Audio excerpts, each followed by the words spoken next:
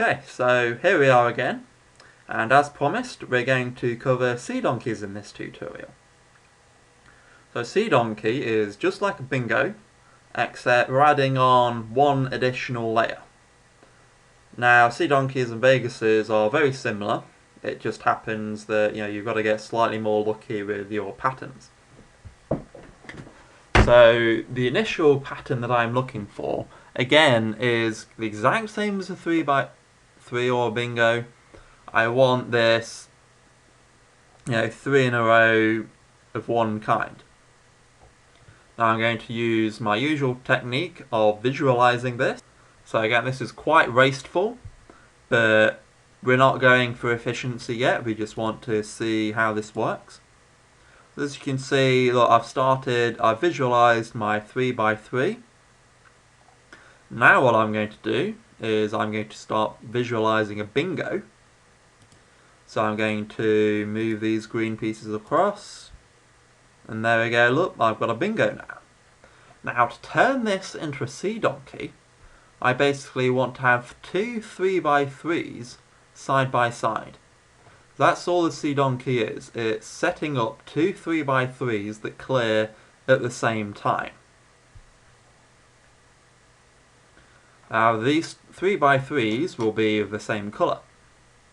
Now the thing you can see I'm missing here is I've not got any green in this spot. So the question is, how do I make this sea donkey? Well, the answer is we use that sort of pulling up technique that we had before. So what I'm going to do here is I'm going to I've moved this green piece 3 squares below where I want it to be. And now what I'm going to do is clear the blue pieces, so that means there's 3 squares that everything in this column is going to get shifted up. Now, one thing to be very conscious of is accidental clears, because the last thing you want is to spend all this time looking for a sea donkey and accidentally have, say, a 3 in a row clear at the top. So if I moved this aqua sort of circle to the left, for example, when I clear these 3 blues, this is going to go straight up to the top. It's going to make a horizontal 3 in a row clear here, and then all this is going to get moved around, and that's my combo ruined. So don't just blindly start clicking. You can't just have your blinders on and say, right, all I've got to do is move this piece up. You've got to make sure you move this piece up and nothing accidental happens.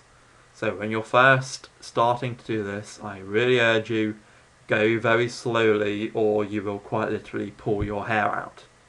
So what I like to do is I look for these sort of patterns here. So I've got 2 pieces in a row next to the column that I'm moving. So that to me says, right, I've got to be careful that nothing links up to it. So I've identified that there's these 2 aquas, so I'm going to look through those. Right, is there any aquas in this column? Yes. Originally I'd say, right, no, there was no aquas here, so I don't need to think any further of it. Now the other way it can happen is if you have one piece either side. So, if I say, I don't know, I'm going to move this across for an example. This is the column that I'm moving. Now this is 2 pieces either side. So if I cleared these blues, if another one of these pieces meets in the middle, then that's another horizontal clear. And as we can see is the case here, that is what would exactly happen in this case. The white and blue piece here would move up, it would meet these in the middle, and again, chaos would ensue. So make sure that there's no 2 colours next to each other, next to the column you're moving, and at the same make sure there's no 2 things either side. If there is, see if there is a problem. If there is a problem, you've got to account for that in your number of clicks, because I've got to make sure that none of this happens. So again, let's just do this one last check to make sure nothing bad happens. There's 2 aquas in the array. Is there a problem with aquas? No, there's no aquas coming up. There's no green on the other side. These are both different. These are both different. These are both different. These are both different. There's no more pairs. So now I can see that it's safe to click on this blue piece. As you can see, now I've got my sea donkey, and off we go.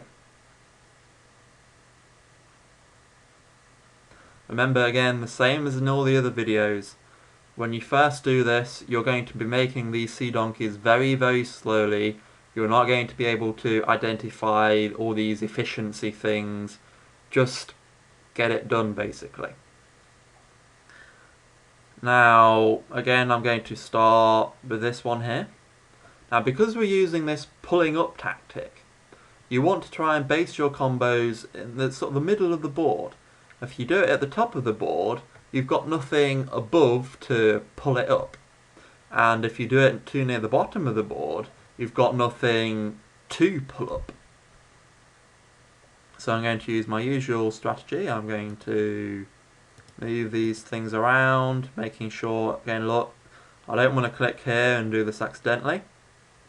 You will get used to this, and unfortunately you'll probably get used to it by making a mistake. So the more mistakes you make, just slow down, think, why did I make that mistake? Was it necessary? And you'll slowly start to improve.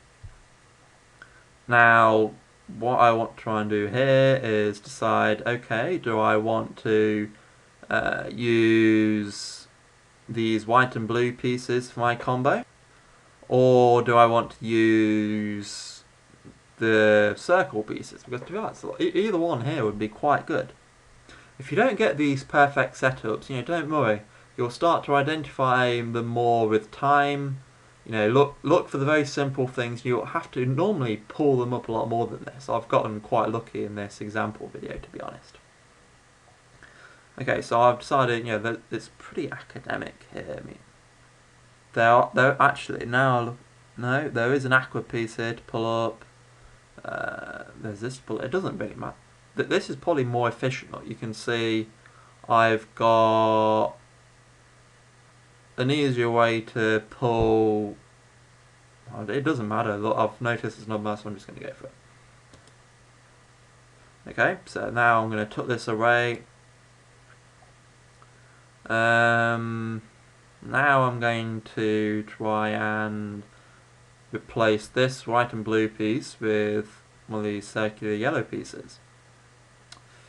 Okay, I'm running into some problems now. I can't immediately see any way of doing that. So this is a point where you may panic. But remember, formulate a goal and then start thinking about how I can fulfill that. So, what I could do is I could use these blue pieces to pull up more of these white and blue pieces. So, what I'm going to do is I'm going to put a white and blue piece underneath this one. So I'm going to pull it up. Now, if I start thinking ahead, I'm going to then visualize that, oops, then I'm going to just get stuck all over again. So, what I'm going to do is put another piece there. So now, when I clear this piece, then this is going to all get cleared. And remember, I want to put my sort of yellow piece in there, but there's nothing to pull up at the bottom. So I'm going to do this horizontal 3. And now, up pops my yellow piece. So that this is where the increasing efficiency comes in. So I want to always make sure that once I do an action, I've got the pieces for the next action. And this is what makes these combos far more efficient. Again, you'll see, look, it's just happened. I've had my mayhem moment. I didn't look for the clears like I stressed earlier, and it all went nuts basically. So make sure you think it through.